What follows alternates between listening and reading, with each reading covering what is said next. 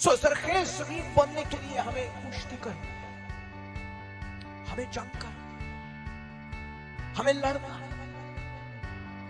और ये जंग जो है ये आपकी जंग नहीं है, ये आपके साथ साथ खुदा की जंग है। हालेलुया। आप अकेले इस जंग को नहीं लड़ रहे, बल्कि आपके साथ 5 बड़ी कुव्वतें लड़ रही हैं। खुदा बाप, खुदा बेटा, खुदा रूह कुदस, तमाम ईमानदार और भलाई की तमाम कुव्वतें आपके साथ ये जंग लड़ रही है। Hallelujah, hallelujah. और इसलिए खुदा का बंदा पौलुस कहता है, ईमान की अच्छी कुश्ती लड़।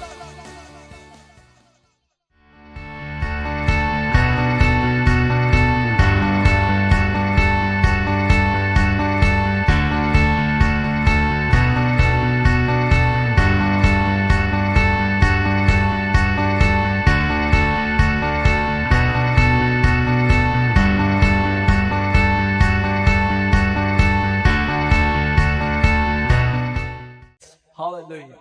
सो मेरे अजीजों, आए खुदा के कलाम की तरफ अपना ध्यान लगाएं। पहला तीमुथियुस उसका 6वां बाब उसकी 12वीं आयत में हम देखते हैं खुदा के कलाम में क्या लिखा है। खुदा के कलाम की एक बड़ी जबरदस्त आयत हमें यहां मिलती है। खुदा का बंदा पौलुस जो है, जो एक माहिर उस्ताद था, उसने शेयर किया। खुदा का कलाम बयान करता है, ईमान की अच्छी कुश्ती लड़। क्या कर दिया? ईमान की अच्छी कुश्ती लड़। उस हमेशा की जिंदगी पर काबू कर ले जिसके लिए तू बुलाया गया है, और बहुत से गवाहों के सामने अच्छा इकरार किया था। सो मेरे अजीज, हम हर रोज ईमान की जंग करते हैं। हर रोज हमारे ईमान के ऊपर हर रोज जो है वो हमले होते हैं। बहुत सारे हमले हमारी ईमान पे होते हैं। गैर अक़वाम में जब हम काम करते हैं तब भी हमले होते हैं। जब हम खुदावंद के रास्ते पर चलते हैं तो हमारे ईमान के ऊपर हमले होते हैं। हमारा ईमान हर रोज इब्लीस जो है वो चुराने की कोशिश करता है। और खुदा के कलाम के अंदर खुदावंद यीशु मसीह ने बीज बोने वाले की मिसाल देते हुए कहा कि जब बीज बोने वाला निकला तो उसने बीज बोना शुरू किया, और कुछ बीज जो है वो राह के किनारे गिरा, कुछ बीज जो है वो पथरीली जमीन के ऊपर गिरा, कुछ जो बीज है वो झाड़ियों के अंदर गिरा, और कुछ बीज जो है वो जरखेज जमीन के ऊपर गिरा। अब इन चारों हालतों के अंदर बीज जो है वो मुख्तलिफ अंदाज से वो निकलता है।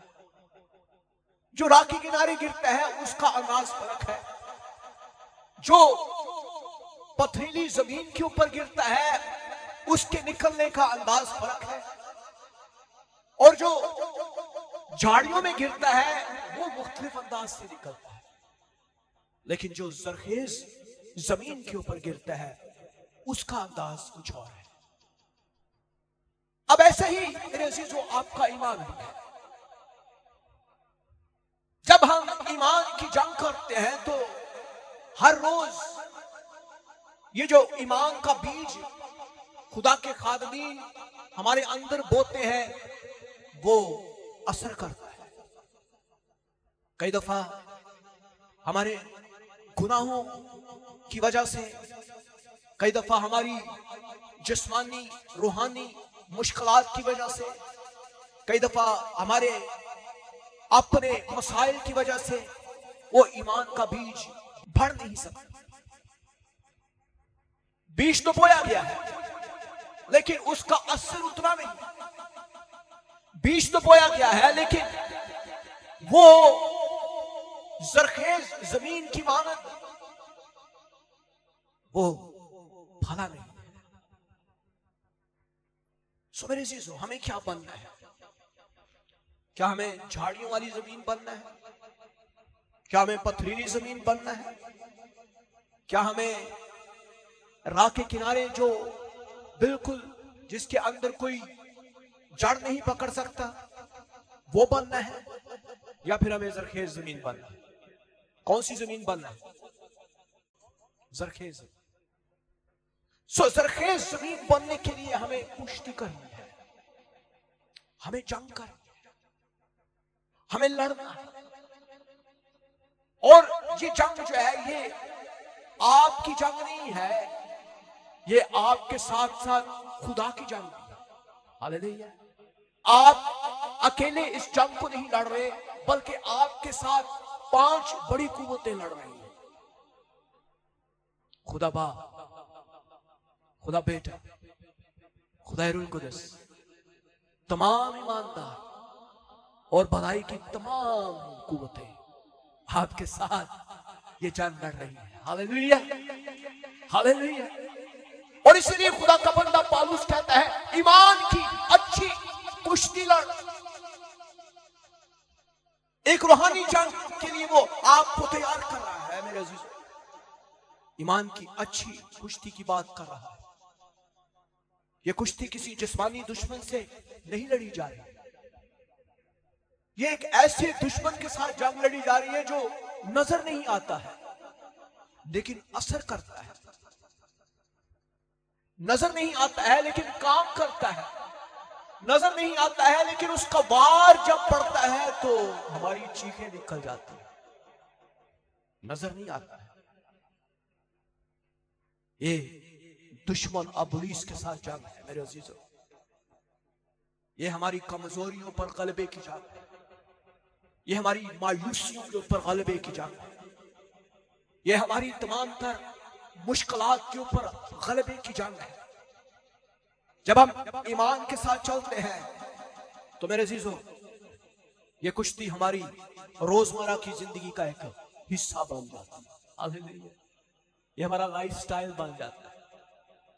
जैसे आप खाना खाते हैं, घर में दीगर काम करते हैं, आपको पता है आपका लाइफस्टाइल क्या है। आपने सुबह 6 बजे उठना है, रात को 10 बजे 11 बजे 12 बजे आपने सोना है, सारा दिन आपने काम करने हैं।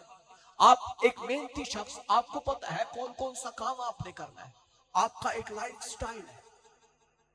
और ये जंग जो है, जब आप इसको जंग को लड़ना शुरू करते हैं तो ये आपके लाइफ स्टाइल का एक हिस्सा बन जाता है, वो आपकी जिस्मानी जिंदगी का एक हिस्सा बन जाती है। क्योंकि मेरे अजीजों, खुदा के कलाम में क्या लिखा है? हमें खून और गोश्त से कुश्ती नहीं करना, बल्कि हुकूमत वालों, इख्तियार वालों और इस दुनिया की तारीकी के हाकिमों और शरारत क्यों रूहानी फौजों से जो आसमानी मुकाम है। मैं रात को बहुत ज्यादा डिप्रेस्ड फील कर रहा था, मैं बहुत ज्यादा वीक फील कर रहा था। मैं ऐसे फील कर रहा था जैसे मैं आज खड़ा भी नहीं हो सकता। आज सुबह जब मैं उठा तो मुझे बुखार था, मेरा गला खराब था, मैं परेशान फील कर रहा था।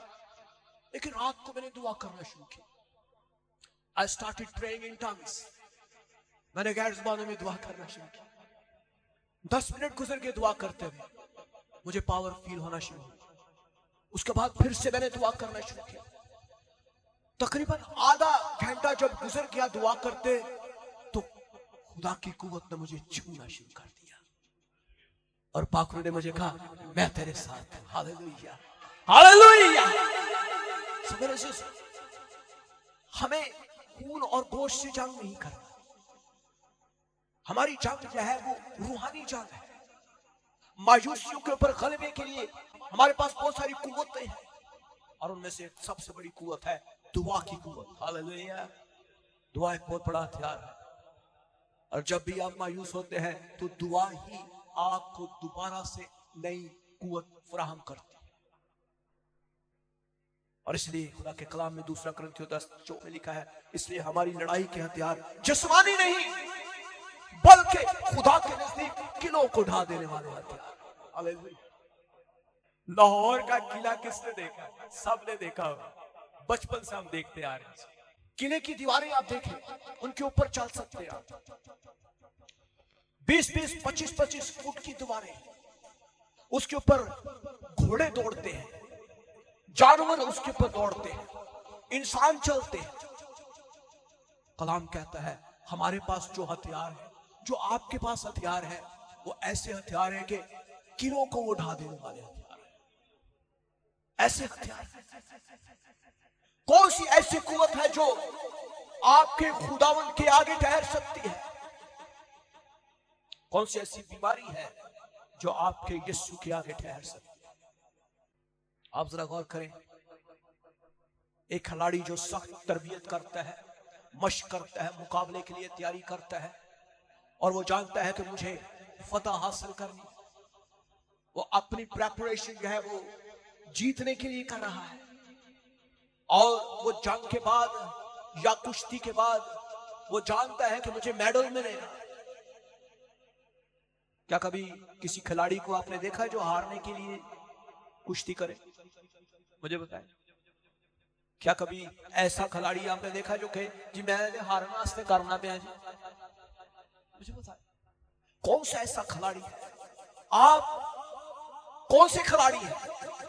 क्या आप जीतने वाले खिलाड़ी हैं या हारने वाले खिलाड़ी हैं? दसो, सारे दसो जरा। हालेलुया। तो फिर कुश्ती कर शुरू करो, कुश्ती शुरू करें। कुश्ती का मतलब है रेसलिंग करना, मुकाबला करना, गुत्थम गुत्था होना, दाव पेच ला के किसी को कैंडे च करना है। खुदा का बंदा पौलुस इब्लीस के साथ जंग को कुश्ती का मैदान कहता है। हमें शैतान के धोखाधड़ी और गुनाह के फरेब और दुनिया की लज्जतों से बचना है, हमें बचना है। कुश्ती का मकसद क्या है? क्या मकसद है मुझे बताएं। क्यों लड़े जी इब्लीस के साथ? क्यों लड़े? हमें तो मना किया जाता है भी लड़ाई नहीं करनी, बचपन से हमें वालिदैन ने बेटा लड़ाई नहीं करनी है जी। मैं आपको कह रहा हूं लड़ो, तुसी को भाई साहब तुसी कह रहे हो लड़ो, सानू घरों तरबियत में भी लड़ना नहीं, लड़ाई नहीं करनी, सुलह सलामती के साथ रहना है, प्यार मोहब्बत के साथ रहना। क्यों? प्यार में रहना चाहिए कि लड़ाई करनी है? प्यार में रहना चाहिए। अब देखें ना, जो आपका दुश्मन है उसको आप प्यार करना चाहते हैं या उससे जंग करना चाहते हैं? दुश्मन को जरा समझने की कोशिश करें। हमारी कुश्ती किसी इंसान के साथ नहीं हो रही है, हम जो है वो इब्लीस के साथ जंग के लिए तैयार हैं। तो क्या उसको आप प्यार करना चाहेंगे? क्या आप चाहते हैं कि इब्लीस के साथ दोस्ती करें और कहें यार चल कुछ तेरियां मान लेने, तू कुछ मेरियां मान ले, चल कुछ ना कुछ कर लेने, कुछ तू अपनियां मना कुछ तू मेरियां सुन। ताटियां तो नहीं सुनेगा, मनाएगा सारी आपकी, आपकी कोई बात नहीं वो सुनेगा। समझ? आप कुश्ती के मकसद को क्या समझते हैं? What is the reason behind it? क्यों आप कुश्ती करना चाहते हैं? कलाम कहता है कुश्ती करने का मेन मकसद यह है कि आप अबदी इनाम को हासिल कर सकें। अबदी इनाम। हम तुझे कहोगे भाई साहब अबदी इनाम तो पता नहीं केड़ियां ख्याली गल्लां करी जा रहे हो, सानू कोई दसो कि पैसे कित्थों मिलने, सानू कर्जा कित्थों मिलना, सानू पैसे चाहिए, हमें ये चीज चाहिए, हमें फलां चीज, सानू ए दसो ए कित्थों मिलना, ए अबदी इनाम की है, सानू क्या दसो। आप कहेंगे भाई साहब ये क्या है, क्या आप बातें कर रहे हैं? लेकिन खुदावंद यीशु मसीह के अल्फाजों पे आप गौर करें। उसने कहा कि पहले ढूंढो तुम उसकी बादशाही, तो दुनिया की सब चीजें तुम्हें मिल जाए। पहले उसकी बादशाही की तलाश करो। वो जांगते करो ईमान दी, कौन सी चीज चाहते हैं वो आपको मिलेगी। मैंने ये तजर्बा किया अपनी जिंदगी में। मैं बिल्कुल जब नौजवान था, अबाउट 17-18 साल का, तो मुझे पढ़ने का बड़ा शौक था। मैं किताबों का कीड़ा था, किताबों के अंदर ही मेरी जिंदगी गुजरी। मैंने बहुत सारी किताबों को स्टडी किया, मैंने बहुत सारे मज़ामीन पढ़ाए अपनी लाइफ के अंदर। मैंने तमाम मज़ामीन ही ऑलमोस्ट पढ़ाए और मैंने अपनी जिंदगी में खुदा के कलाम को जब शुरू किया तो मैंने महसूस किया कि बाइबल मुकद्दस एक ऐसी किताब है जिसके ऊपर कोई किताब ठहर नहीं सकती। दुनिया के तमाम फलसफे, दुनिया की तमाम तालीमात, दुनिया की तमाम तर चीजें जो हैं वो बाइबल से मेल नहीं खाती। बाइबल का एक लफ्ज भी दुनिया की तमाम तर किताबों से भारी है। एक लफ्ज अबदी इनाम जो आपकी दुनिया की किताबें नहीं दे सकती। Hallelujah, hallelujah.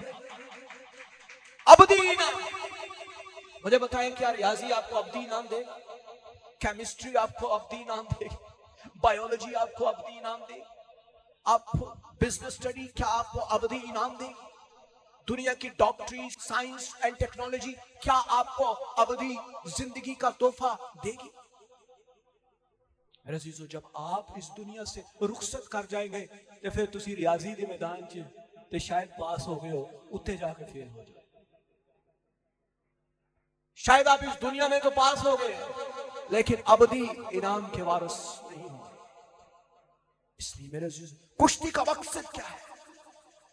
कुश्ती का मकसद है अबदी इनाम की तरफ जाना, जो कि खुदा के साथ हमेशा की जिंदगी है। हमेशा की जिंदगी। हम अपनी रोजमर्रा की जिंदगी में ईमान के साथ चलकर इस मकसद को पूरा कर सकते हैं। खुदा के कलाम में अगर आप पहला कुरिन्थियों 9वां बाब पढ़ें 24वीं आयत में कलाम मुकद्दस क्या बयान करती है? क्या तुम नहीं जानते कि दौड़ में दौड़ने वाले दौड़ते तो सब ही हैं मगर इनाम एक ही को मिलता है। दौड़ते तो सभी, क्या आप उन लोगों में शामिल हैं जो इनाम पाने वाले? क्या मुझे बताए, क्या आप सिर्फ दौड़ रहे हैं? ऐसा बात दौड़ने में पता नहीं, कुछ पता नहीं। You don't have a reason, कोई मकसद नहीं है आपकी जिंदगी। मेरे अजीजों, खुदा का कलाम हमें सिखाता है हमें थोड़े में वफादार होना है, ईमानदार होना है, ताकि खुदा हमें और ज्यादा दे सके। हमें क्या करना है? ईमान की अच्छी कुश्ती लड़नी है। आपकी जिंदगी में हर रोज इब्लीस जो है वो एक सवालिया निशान खड़ा करता है, क्या वाकई ही यीशु है? क्या वाकई खुदा है? क्या वाकई मुझे शिफा मिल सकती है? क्या वाकई मेरी जिंदगी बदल सकती है? क्या वाकई मेरी जिंदगी में कोई तब्दीली आ सकती है? मेरे खानदान में कोई तब्दीली आ सकती है? क्या वाकई खुदा मौजूद है? और हर रोज ये सवाल इब्लीस आपके ऊपर लगाता है। Every day. समय क्या करना है मेरे अजीज? कलाम कहता है ईमान की अच्छी कुश्ती में गवाहों का क्या किरदार है? गवाही कहां है?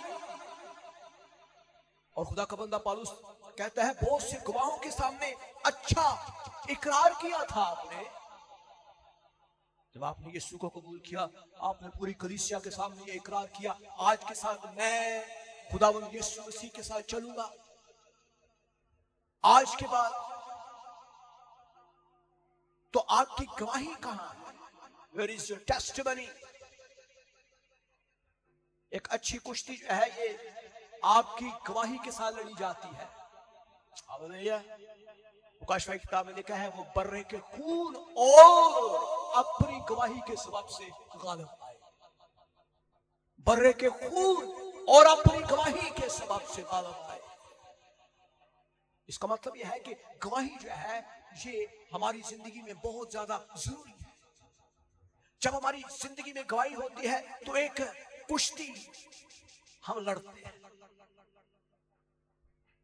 और ये गवाही कैसे हमारी जिंदगी में आती है? ये लफ्जों से नहीं आती है, ये हमारी जिंदगी में खुदा लेकर आता है।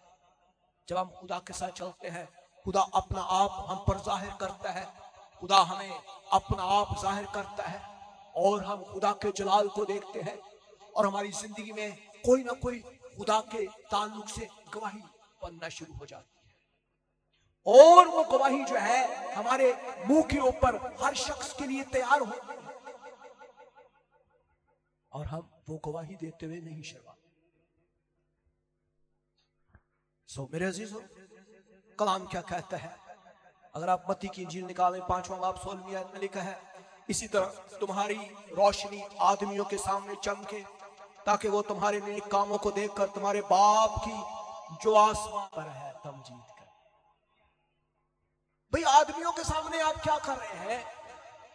हम जब लोगों में जाते हैं तो हम अपना हुलिया ही तब्दील कर रहे हैं। हम जब गैर कौम में जाते हैं हमारा हुलिया ही तब्दील हो जाता है। हम चौधरी बन जाते हैं, हम भट्ट बन जाते हैं, हम और कोई जात बना लेते हैं कि ना पता चल जाए कि एक क्रिश्चियन है। कहीं ये पता ना चल जाए यार ये तो मसीही है। हमारी गवाही कहां है? हमारी रोशनी आदमियों के सामने कैसे चमकेगी जब हमने कोई किसी के साथ गवाही शेयर ही नहीं की? जब आपके मुंह से ये निकलता है I am Christian, that is the testimony you are sharing. जब आपके मुंह से ये निकलता है कि मैं मसीही हूं भाई, तो आप एक गवाही दे रहे हैं कि भाई मेरा ताल्लुक यीशु से है। हमारी रोशनी जो है वो आदमियों के सामने चमकनी चाहिए ताकि हमारे नेक कामों के सबब से लोग जो है आपसे बरकत पाए। आपके नेक काम होने चाहिए। आप दूसरों की मानत में हरकतें ना करें जो गैर कौमें करती हैं। आपने वो काम नहीं करने। वो झूठ बोलते हैं भाई, तो सारी दुनिया झूठ बोलती भी, कोई गल नहीं, पैसा बस ही बोलना नहीं, की फर्क पैदा है? नहीं, आपके नेक कामों से खुदावन की तमजीद होनी है। आपकी रोशनी लोगों पर चमकनी है। आपके लफ्जों के अंदर ईमान होना चाहिए, मोहब्बत होनी चाहिए। मेरे अजीजों, हमें सब्र से दौड़ना है। हालेलुया। हमें ये कुश्ती लड़नी है, हमें मेहनत करनी है, हमें सब्र करना है। कलाम क्या कहता है इब्रानियों 12:1 में? पर जबकि गवाहों का ऐसा बड़ा बादल हमें घेरे हुए है तो आओ हम लेट्स टुगेदर, हम भी एक बोझ और उस गुनाह को जो हमें आसानी से उलझा लेता है दूर करके उस दौड़ में सब्र से दौड़े। वो सब्र ना दौड़ते जाओ, सब्र करो। कोई बात आज नहीं तो कल खुदा सुनेगा। खुदा के अपने औकात हैं, खुदा की अपनी टाइमिंग्स, खुदा अपने औकात पे काम करता है। कुश्ती करने की जरूरत है मेरे अजीजों। आज हमारे लिए कुश्ती एक वाहिद रास्ता है आगे बढ़ने का। खुदा ने आपको ये मौका दिया है, जरूरत महसूस की है आप। कुश्ती करने की जरूरत इसलिए पेश आई है कि हम शैतान और दुनिया के फरेबों से बच सके। गालिब आने का रास्ता एक ही है, जंग करें और गालिब आए। आपका दुश्मन जो है वो आपके साथ मोहब्बत की जुबान नहीं समझता, प्यार की जुबान नहीं समझता। जिन्ना मर्जी तुसी प्यार ना गल करके दे, लेकिन उसने आपको ऐसा मारना है कि आपकी चीखें निकलेंगी। इसलिए अबलीस के साथ दोस्ती ना करें, बदी के साथ दोस्ती ना करें, गुनाह के साथ दोस्ती ना करें, अबलीस के कामों के साथ दोस्ती ना करें। कलाम में लिखा है याकूब 4:7 के अंदर, बस खुदा के ताबे हो जाओ और इब्लीस का मुकाबला करो, तौबा तुमसे। बस यही तरीका है। क्या आप गालिब आना चाहते हैं? आप शिफा पाना चाहते हैं? आप अपने मसाइल के ऊपर गालिब आना चाहते हैं? फिर कलाम की कह रहे हैं, खुदा दे ताबे हो जाओ, ते मुकाबले करने वास्ते तैयार, कुश्ती करने तैयार हो। ये वाहिद रास्ता है।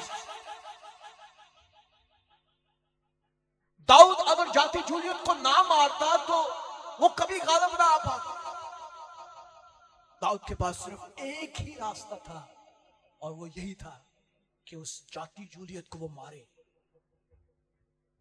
क्योंकि वो ललकार रहा। वो आज आपको भी ललकार रहा है। वो आपके ऊपर हर रोज वो ललकारता है, मैं करके देख, तू कर ही नहीं सकता, तू गालिब आ ही नहीं सकता, तू अपनी मुसीबत थे गालिब आ ही नहीं सकता। What you have to do, कलाम में लिखा है, खुदा के ताबे हो जाओ। इब्लीस का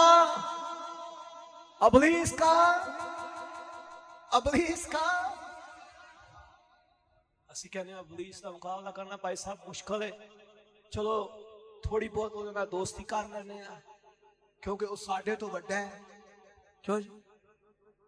ते ਵੱਡਿਆਂ ਦੀ इज्जत करना साढ़े ਲਈ कलाम च भी लिखा है, साढ़े ਵੱਡਿਆਂ ने भी सिखाया कि ਵੱਡਿਆਂ ਦੀ इज्जत करया करो।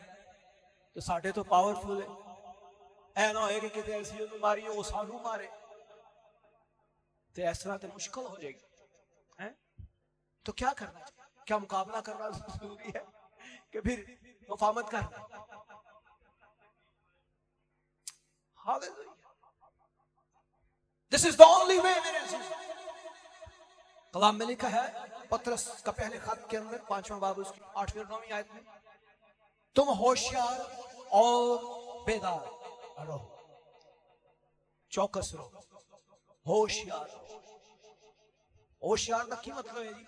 होशियार रहो, और चौकन्ने रहो, चौकस रहो, हशाश बशाश रहो, जागते रहो, कान अखा खुलियां रखो, अपने हवास नूं कायम रखो। वो कुछ ताड़े कार च इब्लीस करती नहीं रहा। देखो, होशियार और बेदार रहो। तुम्हारा मुखालिफ इब्लीस गरजने वाले शेर बब्बर की तरह ढूंढता फिरता है, वो तानू लभदा है किथे। आपके घर में लोगों को ढूंढ रहा है, केड़े बच्चे नूं फड़ना है, केड़ी बुढ़ी नूं फड़ना है, केड़े बंदे नूं फड़ना है, बीवी को पकड़ना है या खामद को पकड़ना है।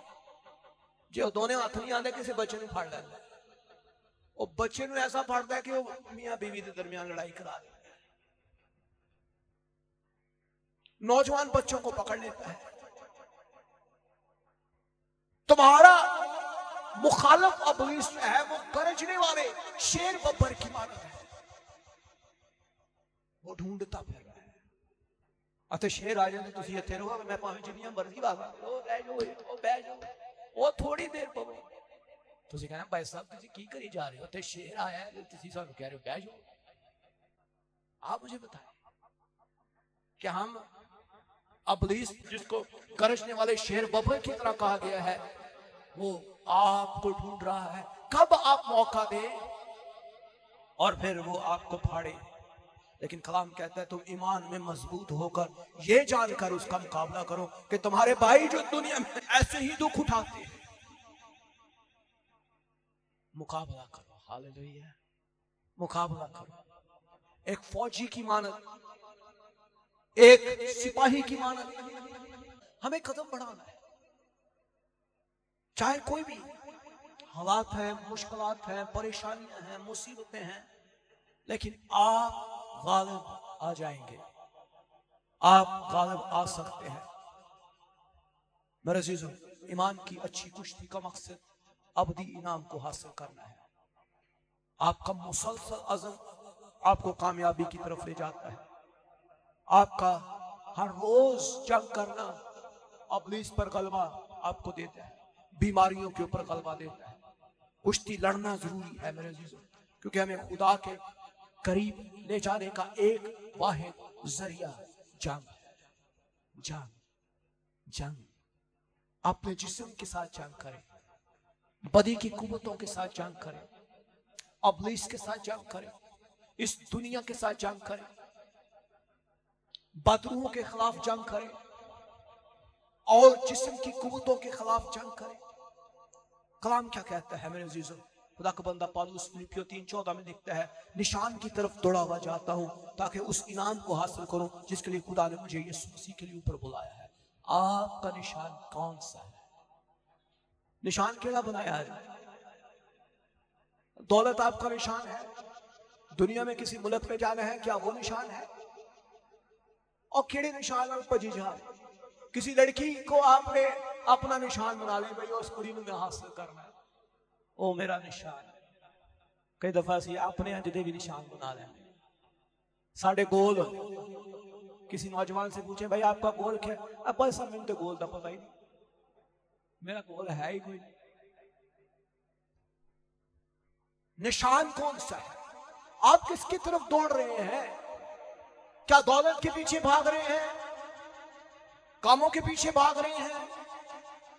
क्या आप उस अबदी इनाम के लिए भी दौड़ रहे हैं जो आपको खुदा ने दिया है? मेरे अजीजों, खुदा का बंदा पौलुस पहला कुरिन्थियों 9:25 में कहता है, और हर पहलवान सबकी तरह परहेज करता है। वो लोग मुरझाने वाले सेहरा पाने के लिए ये करते हैं, मगर हम उस सेहरे के लिए करते हैं जो नहीं मुरझाता। ये जो हार आपने मुझे पहनाए हैं ये तो मुरझा जाएंगे और 2-3 घंटे के बाद ये बिल्कुल सूख जाएगा, लेकिन जो सेहरा आप अबदी इनाम के तौर पर पाएंगे वो कभी मुरझाएगा नहीं। हालेलुया, हालेलुया, वो कभी मुरझाएगा नहीं अजीजों, क्योंकि वो अबदी जिंदगी का तोहफा है। वो इनाम है जिसके लिए आपको खुदा ने इस दुनिया में भेजा है। ये दुनिया मुसीबतों का घर है, लेकिन यही दुनिया अबदी जिंदगी का पाने का राज भी है। ये दुनिया ही आपको अबदी जिंदगी में लेकर जाएगी। ये जिस्म जिसके अंदर आप रहते हैं, ये जिस्म ही आपको अबदी जिंदगी में पहुंचाएगा। अगर आप इस जिस्म के साथ खुदा के कामों को करते हैं, रास्तबाजी के कामों को करते हैं, खुदा के नाम को जलाल देते हैं। आए मेरे अजीजों, सब खड़े हों, हम खुदा उनकी तारीफ करें।